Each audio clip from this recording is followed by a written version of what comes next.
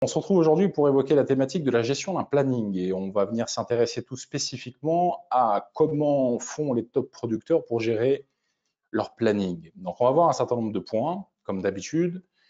De mémoire, nous allons voir quelque chose comme 13 points qui tournent autour de la gestion d'un emploi du temps. Premier point que je me suis noté qui s'avère être absolument essentiel, c'est le fait que ça fait 10-15 ans que nous coachons des agents immobiliers et force est de constater que l'une des raisons qui justifie une absence de productivité, c'est dans une grande majorité des cas une problématique de gestion d'un planning, gestion d'un emploi du temps. C'est le problème numéro un d'un agent immobilier sans aucune discussion. Problème numéro un des agents immobiliers. Ça veut dire quoi? Ça veut dire que très souvent, nous avons des collaborateurs qui débutent dans cette profession, ils arrivent dans les bureaux, ils nous disent, voilà, nous avons des personnes chez Kilia qui font plus de 50 transactions à l'année, ça ne me paraît pas être des extraterrestres, donc j'ai envie de vous dire que mon objectif est de faire exactement le même niveau de production, donc à savoir 40, 50, 60, bon, admettons 50 transactions. Premier jour passe, nous l'observons en train de travailler et on se rend compte que son planning type se résume à arriver au bureau quand il a envie d'arriver au bureau, parce que c'est un agent commercial, bien évidemment, on ne peut pas lui demander d'arriver à une heure précise. Donc, il arrive au bureau, admettons, à 9h30, 9h45, il se prend un petit café, il fait 2-3 appels, ensuite il se fait une petite pause, il discute un petit peu avec ses collègues, il va sur les réseaux sociaux, parce que c'est un facteur clé de succès, bien évidemment, les réseaux sociaux. Midi arrive, pause déjeuner, je n'exagère presque pas. Donc, j'ai envie de vous dire que faut bel et bien avoir à l'esprit le fait que quand on parle de gestion d'un emploi du temps, on parle d'exécution d'un certain nombre d'actions, d'activités dites productives qui va vous mener vers les objectifs que vous vous êtes fixés. Ce qui nous amène au point numéro 2, qui va être un petit peu challengeant pour certains d'entre vous, mais allons-y. Numéro 2, vous allez devoir traiter votre business d'agent comme un business de salarié, comme un travail de salarié. Alors, je sais très bien que pas très à la mode à l'heure actuelle, le fait de considérer son business comme un business de salarié. Mais ce que nous entendons par un business de salarié, c'est un business avec des horaires fixes, avec un planning fixe. Parce que si je débute dans un autre secteur d'activité, j'ai un employeur face à moi qui va me dire, voilà quel est votre salaire. Et en contrepartie de ce salaire, je vais vous demander d'exercer un certain nombre d'activités et de respecter un planning type. Bon, force est de constater que cette démarche mène à la productivité. Pourquoi je vous dis ça? Parce que pendant longtemps, lorsque nous avons eu des nouveaux collaborateurs chez Kilia, nous avions une petite routine qui consistait entre moi-même en qualité de manager et le nouvel agent. Il devait m'appeler avant tout début prospection. C'est-à-dire son job consistait à m'appeler en me disant, voilà, c'est Thierry, je m'apprête à débuter ma campagne de prospection, il est 8h35, mon objectif c'est de faire 40 contacts ou admettons 20 contacts dans la matinée. Ok Thierry, à tout à l'heure. Thierry me rappelait tout à l'heure et grosso modo me disait, voilà, il est 12h35, je viens de terminer ma campagne de prospection, j'ai fait X contacts au final dans le cadre de cette campagne de prospection. Et force est de constater qu'au final, le fait de responsabiliser, le fait de rendre des comptes mène à la productivité, qu'on le veuille ou non. Si on prend les choses sous un autre angle, prenez les deux grands réseaux qui se développent à l'heure actuelle. Vous avez d'un côté un réseau de mandataires, les réseaux de mandataires qui se développent avec des agents commerciaux, et vous avez de l'autre côté les réseaux d'agences un petit peu plus traditionnels, où vous avez une petite agence avec un manager qui est productif et éventuellement 2-3 négociateurs. Force est de constater que le chiffre d'affaires moyen par collaborateur dans les petites structures avec des salariés est le double, voire même le triple par rapport au réseau de mandataires. Un chiffre d'affaires moyen par collaborateur auprès d'une agence, alors je ne vais pas citer les noms, mais une agence avec des salariés, c'est fort probable que ce soit 120, 130, 140 000. Sinon, ce n'est pas rentable pour l'employeur au niveau des salaires qu'il va être amené à lui verser. Prenez les réseaux de mandataires, vous avez en moyenne des chiffres d'affaires moyens par collaborateur de l'ordre de 40 000 euros. Force est de constater qu'obtenir cette mentalité de salarié avec un planning strict, des horaires fixes, mène à la productivité. Donc la bonne nouvelle pour les collaborateurs ou les personnes qui nous regardent aujourd'hui, qui sont agents commerciaux avec des systèmes de rémunération de l'ordre de 70%, c'est imaginer qu'avec ce système de rémunération, vous n'ayez pas la mentalité de l'indépendant qui consiste à dire je fais ce que je veux quand je veux, je n'ai pas de compte à rendre à personne, je suis libre, vive la liberté de ne pas gagner d'argent surtout. Imaginez, vous avez cette mentalité qui consiste à vous dire que je vais m'organiser comme si j'avais un business de salarié avec un planning type. Imaginez quel niveau de revenu vous pourriez obtenir au sein de cette profession. Point absolument crucial. Prenons un autre exemple pour illustrer ce propos. C'est un exemple un petit peu caricatural, mais prenons-le. Je vous emploie en qualité de salarié. Je vous promets, je signe un contrat avec un fixe de 500 000 € de revenus net annuels. La question à se poser, c'est qu'en ma qualité d'employeur, si je m'engage à vous verser 500 000 € de revenus nets par an, est-ce qu'il y a des chances que je vous demande de suivre un planning type? Est-ce que j'ai des chances que je sois extrêmement exigeant vis-à-vis des activités que vous allez être amené à mener jour après jour, heure après heure pour exécuter votre plan d'action? La réponse est bien évidemment oui. Est-ce que je vais vous demander de me rendre des comptes? La réponse est bien évidemment oui. Ce que je suis en train de vous expliquer, c'est qu'au final, le salaire et donc le revenu, les objectifs de revenus que vous avez sont intimement connectés à l'exécution d'un plan d'action qui va vous permettre d'atteindre vos résultats. Ayez une mentalité qui consiste à dire je considère mon business comme un business de salarié avec un planning ferme que je vais devoir respecter. Facteur clé de succès pour venir booster votre niveau de productivité. Le troisième point, c'est le fait que vos matinées, alors ce qu'on entend par matinée, c'est tout ce qui se passe entre le réveil jusqu'à midi. Cette matinée se doit d'être intense et productive. C'est le moment de la journée où vous allez générer les activités productives de revenus de l'après-midi. Si le matin, il ne se passe rien, la productivité de l'après-midi sera amoindrie. Double-checker que rien ne peut perturber, encore une fois, votre planning entre le moment où vous vous réveillez le matin et midi. Rien. Alors, certains collaborateurs me diront, OK, j'ai ma femme qui est enceinte, elle s'apprête à coucher. Soyons un petit peu raisonnables. On parle de choses classiques. On n'est pas dans ce type d'événement, bien sûr, ça va de soi. Mais grosso modo, dans votre planning type du jour, tout ce qui se passe entre le réveil et midi est intouchable, intense, concret, planifié à l'avance. Ça va vous permettre d'avoir votre niveau de production qui va s'accroître. Et quand on parle de cette notion de matinée de prospection, il y a deux mots qui me viennent à l'esprit. Le premier mot, c'est le mot distraction. Et le deuxième mot, c'est le mot exécution. J'ai à ma gauche Robert, agent immobilier, qui génère 5 transactions par an. Robert, n'importe quelle distraction, il va se mettre dedans et il va sortir de son planning. Mais je dis bien n'importe quelle distraction. Aujourd'hui, il fait un petit peu trop chaud, je transpire trop, je ne prospecte pas. Aujourd'hui, mon Internet est un petit peu lent, il y a des problèmes de connexion. Aujourd'hui, j'ai un collaborateur, mon meilleur ami, qui est juste face à moi, il me propose d'aller boire un café. Boum, je sors de ma campagne de prospection. Ce que je suis en train de vous dire, c'est que l'agent immobilier qui fait que 5 transactions à l'année, n'importe quel motif est source de distraction. N'importe quelle distraction, il va la prendre. C'est comme s'il était à la recherche de distraction, au final, j'ai envie de vous dire. L'agent immobilier, deuxième catégorie, c'est agent immobilier où lui, pour le coup, il est dans l'exécution et à rien ne va le distraire par rapport à son planning. Mais quand je vous dis rien, c'est rien.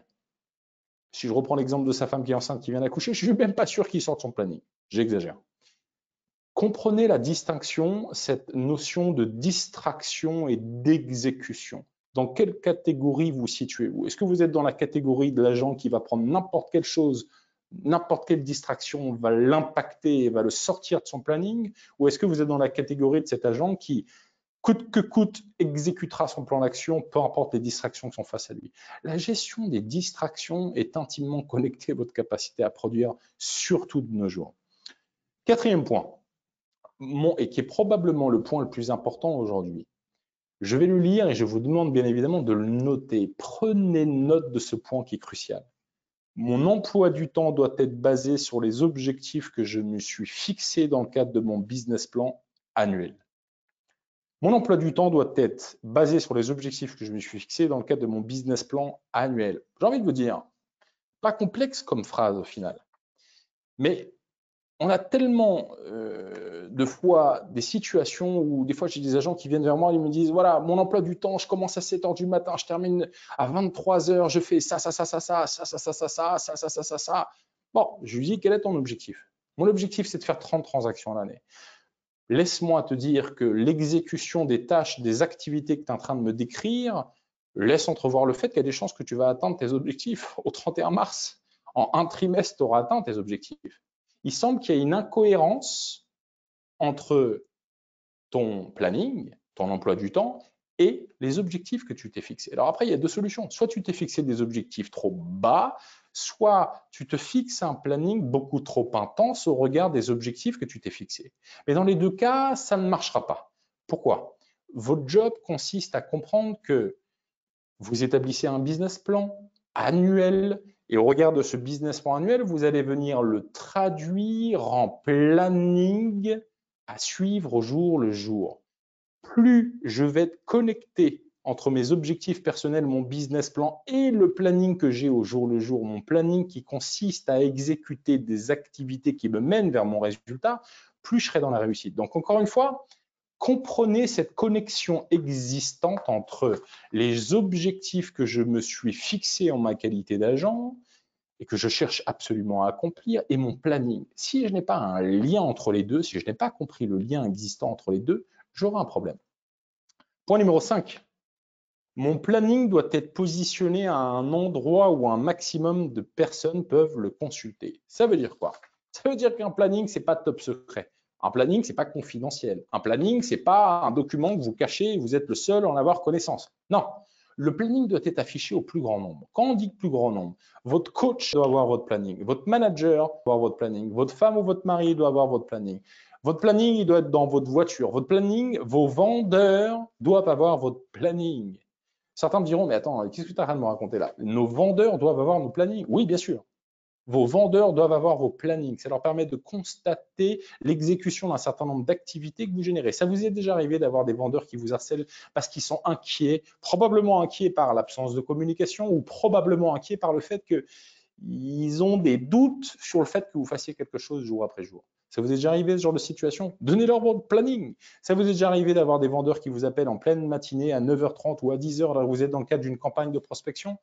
Donnez-leur votre planning, qu'ils comprennent ce que vous êtes en train de réaliser, qu'ils comprennent que vous êtes en train d'exécuter un plan d'action qui a pour principal objectif de vendre leurs biens. Donnez-leur un planning, encore une fois. 6e point, l'agent immobilier qui s'avère être performant, c'est programmé. 15 octobre, 1er novembre maximum, il a rédigé son business plan. Et dans le cadre de la rédaction de son business plan, il sait combien de jours il va être amené à travailler. Il a pris le planning de l'année suivante, il a calculé le nombre de jours où il va être amené à travailler dans l'année à l'avance et il a soustrait 10% de ce chiffre faisant référence à des journées off. Et si vous êtes dans l'immobilier depuis plus de 2 journées ou une journée, il y a de fortes probabilités que vous ayez pris conscience que nous sommes dans un job qui est fortement impacté et impactant émotionnellement parlant. Il y a des jours où vous serez off. Il y a des jours où il y a des événements qui vont vous sortir de votre planning que vous le vouliez ou non.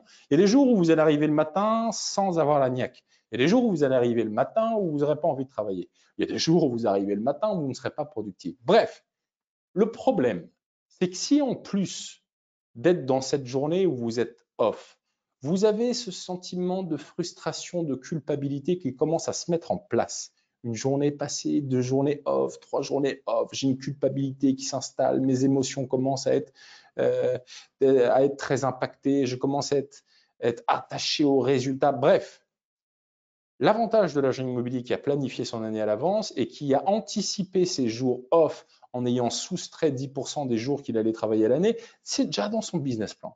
Donc, comment vous allez soustraire cette notion de culpabilité dans le cadre de votre activité? C'est un point qui est absolument crucial. Point numéro 7. L'agent immobilier performant fait une to-do list quotidiennement avec les 3 actions prioritaires qu'il va devoir accomplir. Quelles sont mes 3 actions prioritaires dans la journée? Quelles sont mes activités prioritaires dans la journée? Les 3 actions. Certains me diront, mais c'est quoi tes 3 actions? Première action prioritaire, la prospection. Deuxième action prioritaire, mes présentations vendeurs, mes rendez-vous vendeurs. Troisième action prioritaire, la négociation de mes contrats en cours. 3 actions prioritaires. Donc, ça veut dire quoi? Établir mes 3 actions prioritaires de la journée. Ça veut dire mettre des chiffres, des objectifs spécifiques au regard de ces 3 activités prioritaires. En matière de prospection, mon objectif aujourd'hui, c'est de générer 20 contacts. Ok, il est 17h45, je suis fatigué, j'ai fait 17 contacts. Mon objectif, c'est de faire 30 contacts. 2 options s'offrent à moi. Option numéro 1, je rentre chez moi. Bon, on n'est pas à 3 près, personne ne l'a vu, mes objectifs sont personnels, mon planning, personne ne l'a vu. Donc, j'ai envie de vous dire que tout va bien. Deuxième option, Coûte que coûte, j'atteins mes objectifs du jour parce qu'il s'agit d'une activité prioritaire. Mes 20 contacts, je vais les générer. Je prends mon téléphone, je vais appeler 3-4 personnes en plus sur la pige, anciens clients, se faire l'influence, 3 porte-à-porte sur le chemin du retour vers mon domicile. Bref, je vais accomplir mon objectif coûte que coûte. Deuxième action prioritaire, l'action prioritaire relative au rendez-vous vendeur. Mon objectif aujourd'hui, c'est d'avoir réalisé ou closé un rendez-vous vendeur. Il est 17h45, rien ne bouge. Mon job consiste à maintenir mon activité. Je ne pars pas tant que je n'ai pas atteint mes objectifs prioritaires de la journée. Tant que je n'ai pas closé, je reste. Je continue à prospecter. Je continue à aller le chercher. Coûte que coûte, il s'agit d'une action prioritaire dans mon top 3 de la journée. Je l'exécute coûte que coûte. Et ensuite, bien évidemment, la troisième partie, la négociation des contrats. La négociation des contrats, c'est la clé.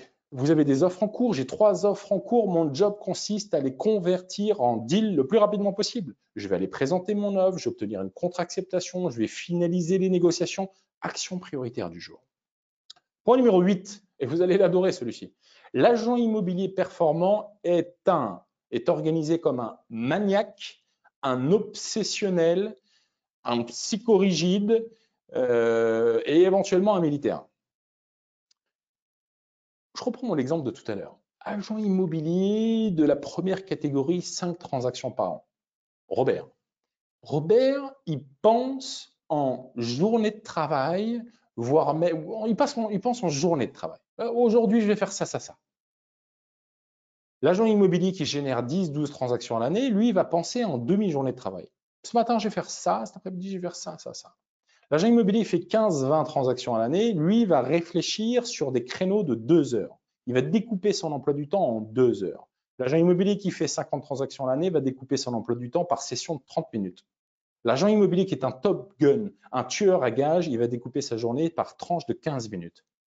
Je me rappelle quand j'ai débuté dans cette profession, j'avais d'ailleurs un manager qui était absolument farfelu, maniaque, obsessionnel, militaire, je crois que c'est un ancien militaire, mais je pense qu'il doit être en prison à l'heure actuelle. Dans son bureau, il avait installé un bip qui sonnait toutes les 15 minutes. Nous avions l'obligation, en notre qualité de salarié, d'avoir notre planning affiché devant le bureau.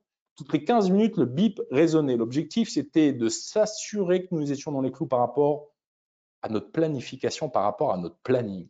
Toutes les 15 minutes, bing, bing, bing, et je check si je suis dans le planning ou pas.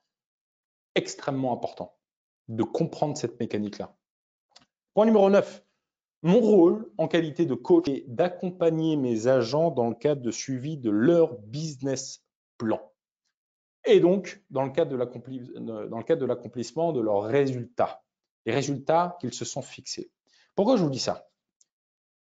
Le point essentiel par rapport à l'exécution d'un plan d'action, c'est de comprendre quel est l'objectif de l'agent. Quels sont vos objectifs? Vous faites ça pourquoi? Pourquoi? Quel est votre motif pour passer à l'action? Qu'est-ce que vous essayez de faire? Pourquoi je vous dis ça? Parce qu'une absence de motivation personnelle ou une motivation personnelle faible engendre toujours une problématique de gestion d'un planning. Pourquoi transpirer à exécuter un plan d'action, un planning strict, un planning rigoureux? Le business est dur. Si vous m'écoutez, vous êtes probablement agent immobilier ou agent mandataire en immobilier ou agent commercial ou peu importe. Vous savez que ce business est dur. Donc encore une fois, pourquoi transpirer comme ça si je n'ai pas un objectif personnel spécifique à l'esprit? Si je n'essaye pas d'accomplir quelque chose. Donc j'ai envie de vous dire, s'il y a une chose à retenir dans le cadre de cette petite session de formation, c'est que prenez une heure, ok, avant lundi, prenez une heure, définissez d'une manière claire qu'est-ce qui vous drive.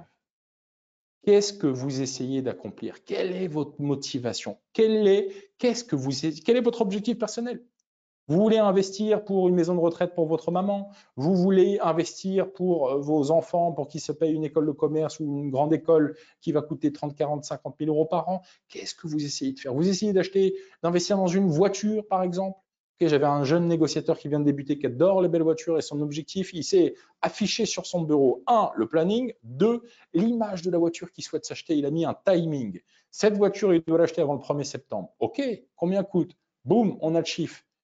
Traduis ce chiffre en nombre de transactions à réaliser et en planification au quotidien de telle sorte que tu sois drivé par l'objectif qu'elle tient.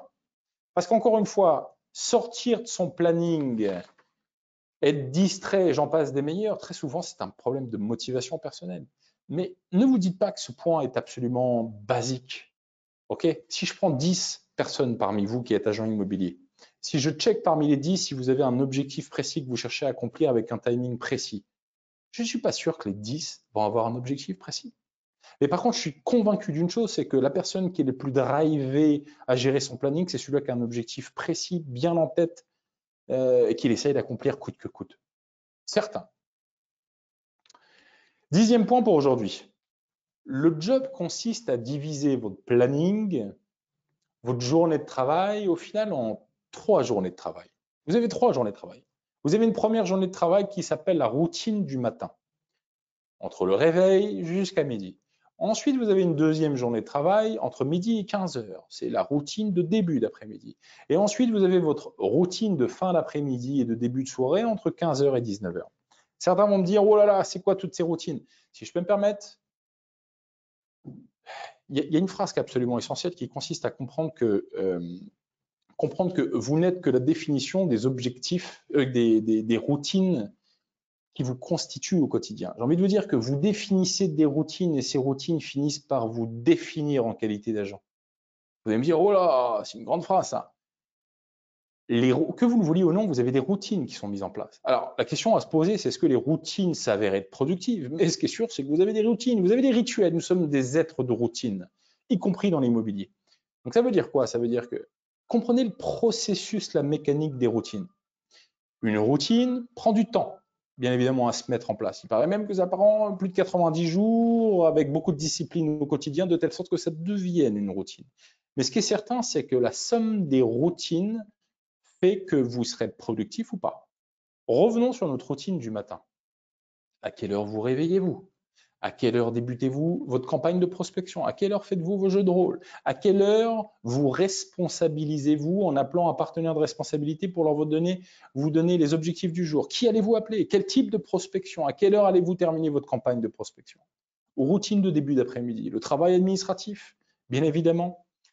On pourrait évoquer également la préparation de vos rendez-vous. Hein, vous allez préparer vos analyses comparatives de marché, vos avis de valeur, vous allez préparer le trajet de vos différents rendez-vous, vous allez préparer d'éventuelles campagnes de prospection supplémentaires vu que vous allez être sur le terrain, vous allez checker s'il n'y a pas des mandats expirés ou des biens chez la concurrence sur le même périmètre et en profiter pour aller les voir. Bref, je fais mon plan de tournée pour l'après-midi.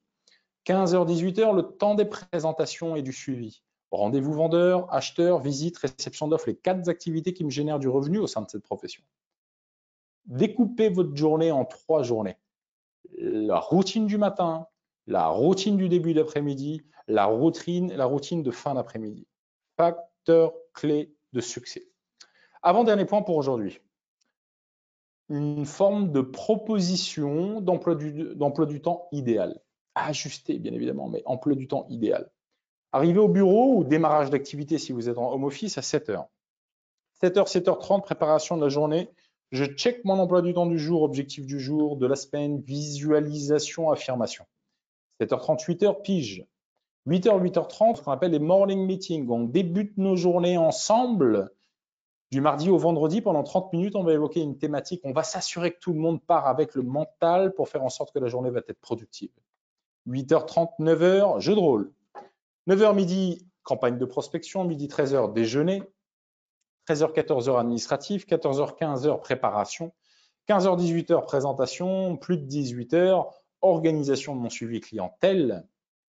Organisation de mes routines de fin de journée. Suivi de leads, tracking de mes chiffres.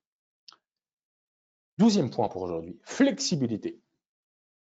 Flexibilité dans le cadre de sa planification. Alors, je sais que certains d'entre vous vont dire, oh là, ça y est, enfin, un point. Il est revenu dans le monde de la réalité. Flexibilité. Non, c'est pas de ça qu'on parle. Quand on parle de flexibilité, c'est pas Robert débute sa campagne de prospection, il est 10h15, il a son collaborateur qui arrive au bureau, effectivement, 10h15. Il part à Starbucks pour se raconter le rencard qu'ils ont eu la veille au soir. C'est pas de ça qu'on parle. Hein. Ça, c'est pas de la flexibilité, c'est probablement de la stupidité.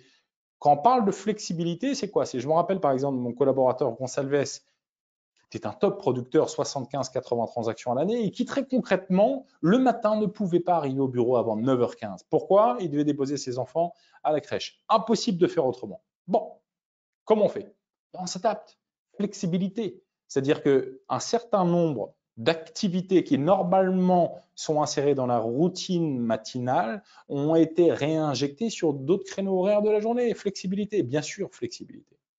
Dernier point pour aujourd'hui que je suis convaincu que vous allez trouver extrêmement marrant, je l'espère tout du moins, pensez à votre planning comme l'était votre planning lorsque vous étiez étudiant. Vous vous rappelez au collège? Boum, 9h du matin, cours de mathématiques. La cloche sonne, je pars à mon cours de SVT. À cette époque, on ne cherchait pas à comprendre. Hein. Fallait être là à 9h, point. Tu n'arrives pas en cours de mathématiques à 9h45. Ou alors, à l'école, il y a de fortes probabilités qu'ils vont te remercier. Donc, 9h, la sonne cloche, je suis en cours de mathématiques. 10h, la sonne cloche, je pars à mon cours de SVT. À l'époque, on savait le faire. Hein.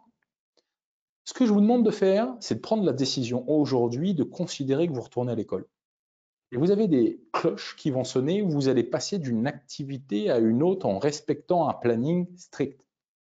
Je vous remercie pour votre écoute. J'espère que vous aurez retenu un certain nombre de points. Je fais juste une petite parenthèse d'ailleurs là-dessus. On a vu 13 points aujourd'hui. Il y a des probabilités, fortes probabilités, que certains d'entre vous maîtrisez déjà un certain nombre de points que nous venons d'évoquer.